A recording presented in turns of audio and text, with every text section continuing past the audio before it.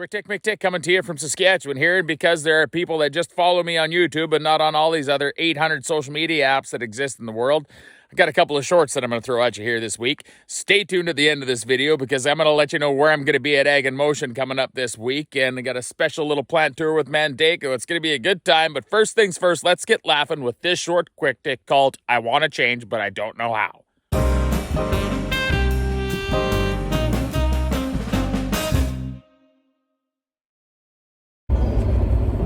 So, I'm on the road today, and after fueling up to go to town truck, I think to myself, I got the growlies a little bit. I'm going to zip in and see if I can find a bag of beef jerky, which apparently sells in a gas station for 40 bucks a pound, and here we are getting $1.50 a pound for cull cows like a bunch of chumps. Turns out we're just going to start turning them bitches into beef jerky on the farm.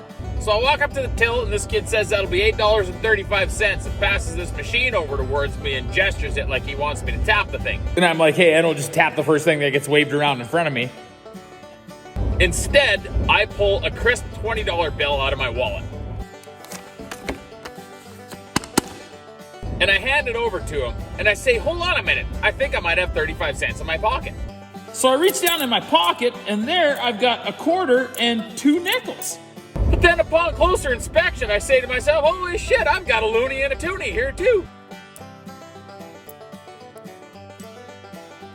So I throw that all down on the counter.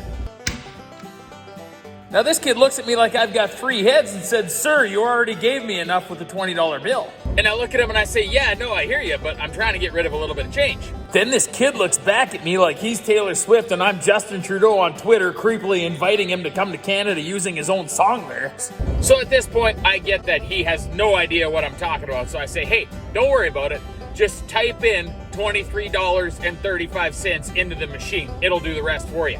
So he shakes his head, types it into the machine, hits enter, and when he sees that he owes me $15, this kid looks at me like he's got a dead phone and I'm David Blaine that just made a rapid charger magically appear in front of him. So what we have going on in the world here now is we have kids graduating high school that know what autofellatio and environmental racism is, but can't figure out how to make change. And I'm eating $40 a pound jerky. People wonder why I hate leaving the farm.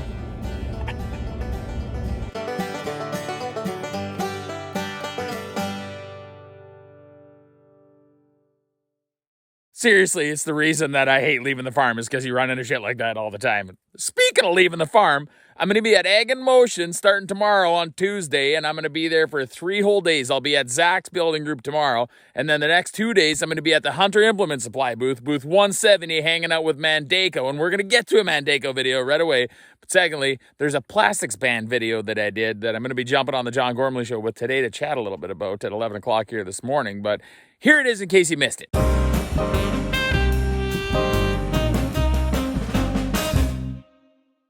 So I just came from the grocery store, and let me see if I got this straight. I've got shit tickets that are wrapped in plastic, pasta wrapped in plastic, cheese wrapped in plastic, oats in plastic bags, wraps, plastic bag, yogurt, plastic container, laundry soap, plastic jug. I have to carry it all in for Morty like this,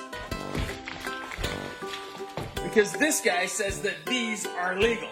So now, instead of using these in here, I have to go buy these instead.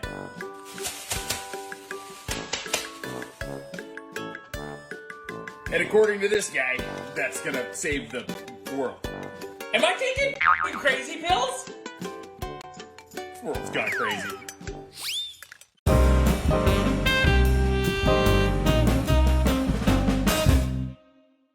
Can you believe this stuff? And that they give you a plastic cup with a paper straw in it if you go to get takeout, and then if you get a loaf of bread wrapped in a plastic bag, they've got a paper tie on the top of it. Like, how are you supposed to get an emergency guitar pick out of that?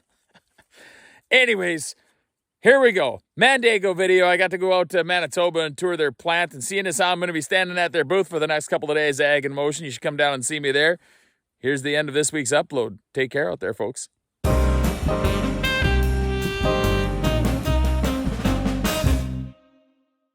Quick Tick McTick coming to you from Saskatchewan here. Have you ever looked at a beautifully manufactured piece of farm equipment and thought to yourself, where in the heck do they make this stuff? Well, let's go find out.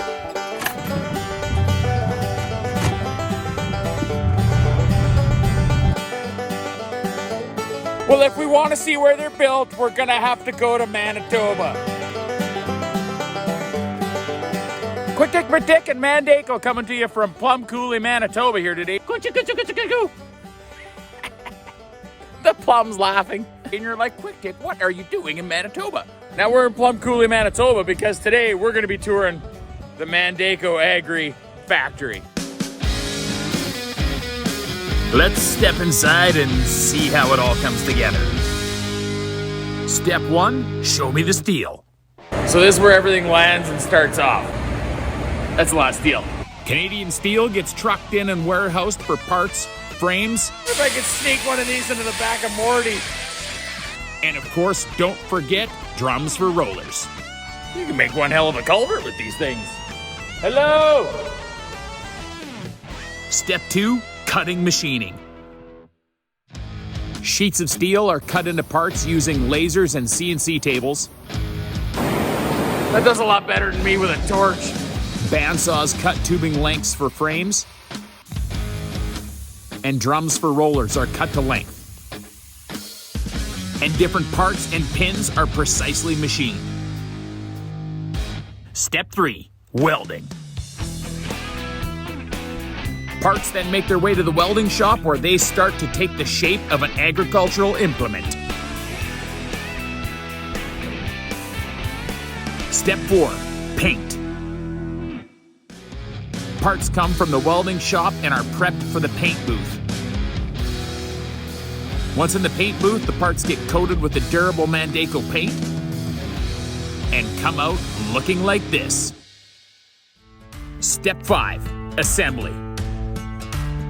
Finally, all the parts and pieces start to come together. Decals are added and parts and pieces from the factory meet together in the assembly area. Wheels, hydraulic hoses and rams, pins and bolts all come together here and we reach the final product. So this is what they look like before I run them into a fence. Nice. From high-speed discs, to cultivators, to harrows, mowing and crimping solutions, and of course land rollers. Mandako has got what you need to grow food. Step 6 speaks for itself, and you get to do it.